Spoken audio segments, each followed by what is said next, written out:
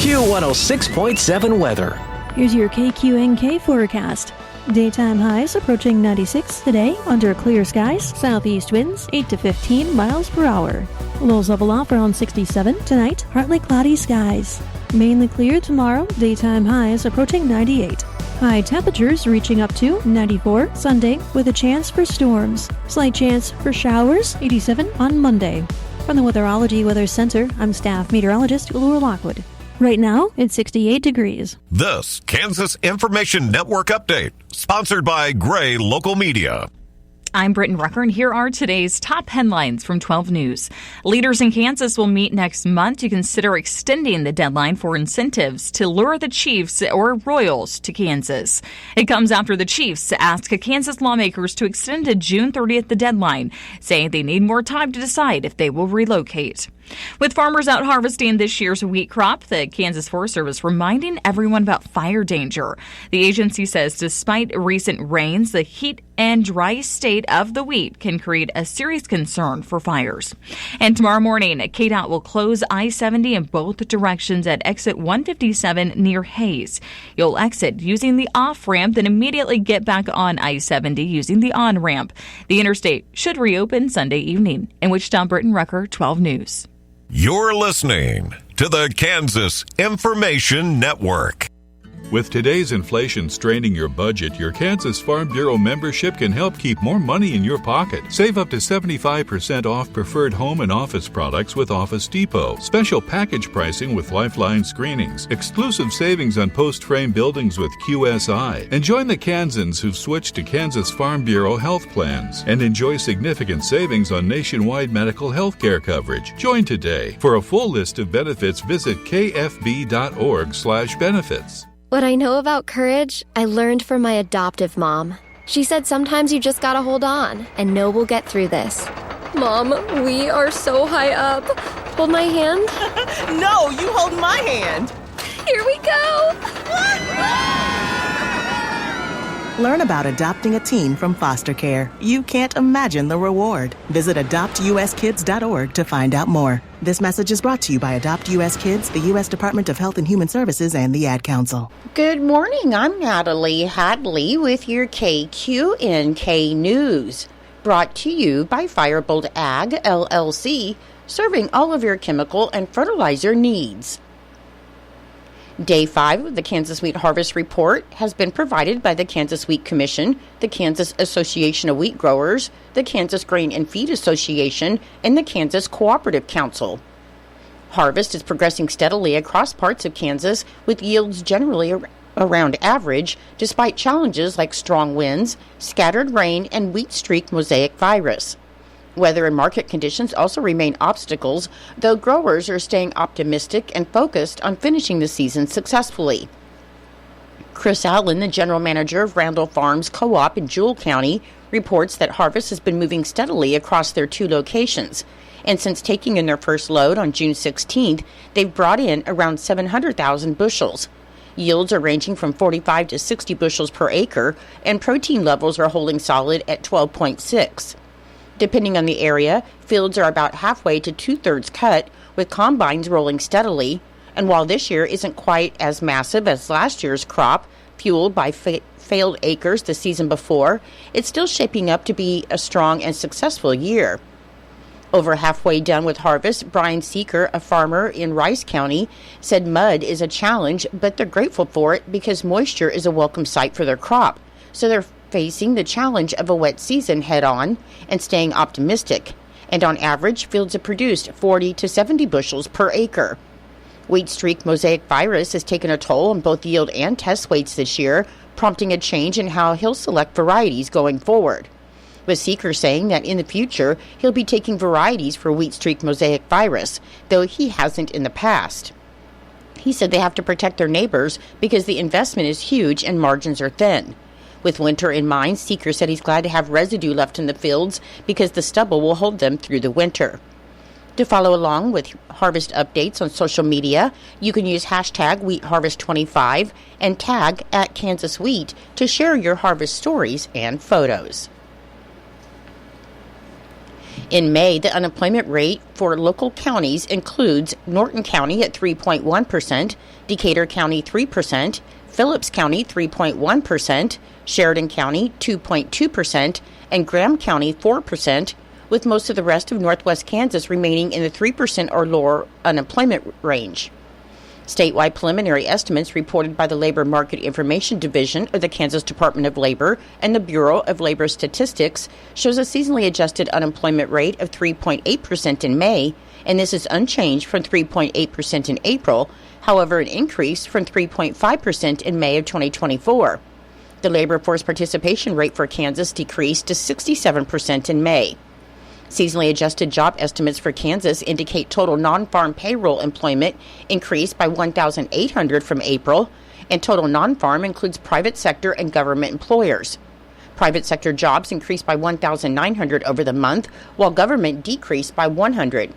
The largest job gains in the private sector were in manufacturing, adding 1,600 jobs, and the largest decrease was in professional and business services, which lost 700 jobs. Since May of 2024, Kansas's seasonally adjusted total non-farm jobs have increased by 12,500, and this change is due to an increase of 2,200 private sector jobs and an increase of 10,300 government jobs. This release includes non-farm jobs and labor force estimates from May of 2025, which were produced using data from 2 monthly surveys. Data for non-farm job estimates is collected through a survey of employers, while the main input for labor force estimates is a survey of households. And data collected for this report references the week including May 12th. The Kansas Supreme Court is accepting public comment on proposed updates to child support guidelines. The court will accept written comment by email at publiccomment@kscourts.gov until 5 p.m. on Sunday, July 23rd, and the subject line must read Child Support Guidelines. And a strike-through version of the guidelines with the proposed updates is on the Kansas Judicial Branch website at kscourts.gov. The updates are proposed by the Kansas Child Support Guidelines Advisory Committee based on 2025 House Bill 2062, which was enacted on April 10th.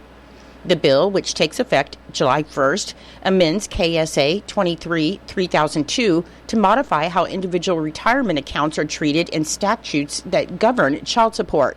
The bill also amends KSA 2165 to include a mother's direct medical and pregnancy-related expenses among the factors the Supreme Court must consider when adopting child support guidelines, and it also prescribes rules for ordering that type of support.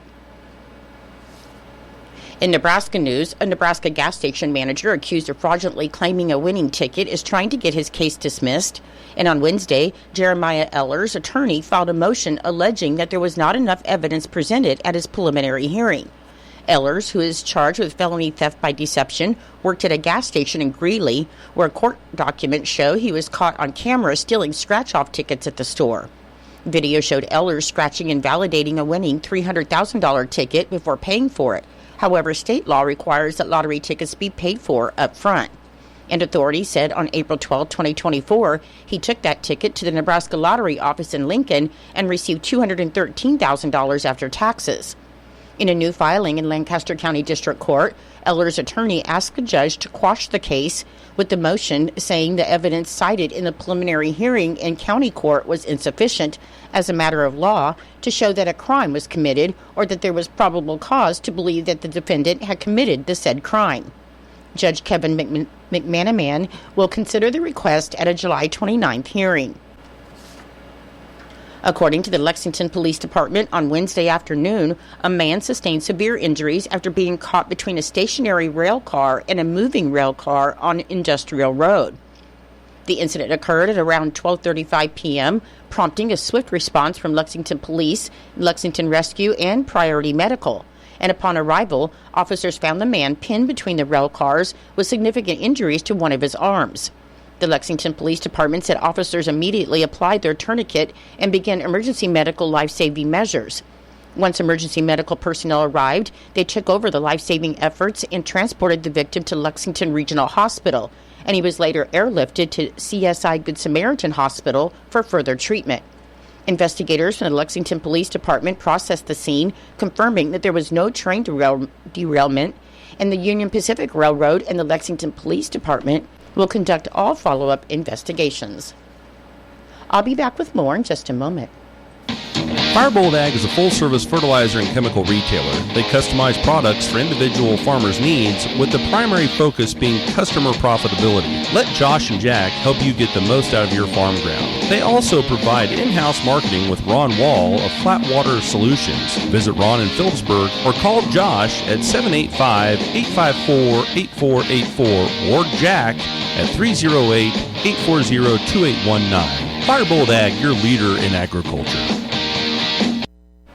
According to the unofficial minutes of the Norton County Board of Commissioners meeting that was held on June 16th, Chairman Marvin Matchett called the meeting of the Norton County Board of Commissioners to order at 9 a.m. in the Commission Room, and in attendance were Chairman Marvin Matchett, Commissioner Garrett Beidler, and Commissioner Richard Thompson, with the minutes being recorded by Commissioner Beidler. After an executive session to discuss non-elected personnel with Chairman Matchett, Commissioner Beidler, and Commissioner Thompson, the Commission came out of the executive session with no action taken. Wanda Vincent, the Register of Deeds, joined the meeting, and Wanda presented her department's budget. She also informed the Commission that McKinsey has resigned her position, and Wanda is now seeking applicants for a Deputy Register of Deeds. Dallas Goslin, the Norton County Economic Development Director, joined the meeting and presented his department's budget for 2026. After an executive session to discuss non-elected personnel with Chairman Matchett, Commissioner Beidler, and Commissioner Thompson, the Commission came out of the executive session with no action taken. Craig Sowards, the Norton County Emergency Medical Services Director, joined the meeting and presented his department's budget for 2026, and Jeff Burmaster, the Norton County Emergency Management Director, joined the meeting presenting his department's budget for 2026. Weekly correspondence, past minutes, year-to-date expenditures, and fund balances, and mid-month vouchers were distributed to the commissioners. Commissioner Beidler moved to join the NCK-LEP for 2026. Commissioner Thompson seconded the motion, and the motion carried. Fig Millen and Michael Thompson joined the meeting on behalf of the Conservation District to present the 2026 budget. Commissioner Beidler moved to fund the Conservation District budget for 2026 at $25,000. Chairman Matchett seconded the motion, and the motion carried. After an executive session to discuss non-elected personnel with Chairman Matchett, Commissioner Beidler, and Commissioner Thompson, the Commission came out of the executive session with no action taken. Terry Laughlin, the Road and Bridge Supervisor, joined the meeting, reporting on his department, and he informed the Commission that the bridge east of Lenora is on schedule and that the paperwork is in order. After an executive session to discuss non-elected personnel with Chairman Matchett, Commissioner Beidler, Commissioner Thompson, and Terry Laughlin, the Commission came out of the executive session, and Commissioner Thompson moved that Gerald Wetter's wage be raised to $25 per hour effective July 1st, 2025. Chairman Matchett seconded the motion, and the motion carried. Commissioner Beidler moved to accept the minutes of the June 9th, 2025 Commissioners meeting. Chairman Matchett seconded the motion, and the motion carried. Chairman Matchett moved to pay the mid-month vouchers. Commissioner Thompson seconded the motion, and the motion carried. And Commissioner Thompson then moved to adjourn the meeting, and with no further business, Chairman Matchett adjourned the meeting at 12:08 p.m. Water conservation practices are effective in Norton, with Ordinance 1715 stating that outdoor watering, including the irrigation of lawns, shrubs, flowers, trees, gardens, and other outdoor vegetation with potable water, will be prohibited between the hours of 10 a.m. and 6 p.m. from Memorial Day through Labor Day each year. Outdoor watering will be limited to every other day, and residential or business properties with addresses ending in an even number shall water on even-numbered calendar days, and those with addresses ending in odd numbers shall water on odd-numbered calendar days. Any violation could result in a violation assessment of $25 per day. I'm Natalie Hadley. Your KQNK News was brought to you by Firebolt Ag, LLC, farmers helping farmers to succeed.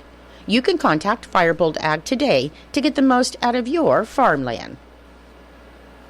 Your KQNK weather forecast is being brought to you by Hinkle Termite and Pest Control, your Norton experts for all of your pest control needs. Your forecast for today, it should be sunny with highs in the mid-90s and a southeast wind of 5 to 15 miles per hour. For tonight, it should be mostly clear with lows in the upper 60s and south winds of 5 to 15 miles per hour. On Saturday, it should be mostly sunny and hot with high in the upper 90s. On Saturday night, partly cloudy with a slight chance of thunderstorms in the evening and lows in the upper 60s. On Sunday, it should be partly cloudy with a chance of thunderstorms in the afternoon and high in the mid-90s.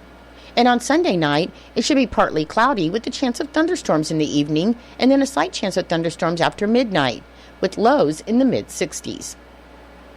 I'll be back with the rest of your forecast in just a moment. When you've got bugs, we know what a nuisance that can be. Lock 'em out. From Hinkle Termite and Pest Control, Lock 'em Out is our very effective residential insect prevention program. We'll come to your place and treat your foundation plus all insect entryways. And while we're there, receive a free termite inspection. Call Mr. Rich Wenzel, our certified technician in Norton, at 785-202-0167. That's 202-0167.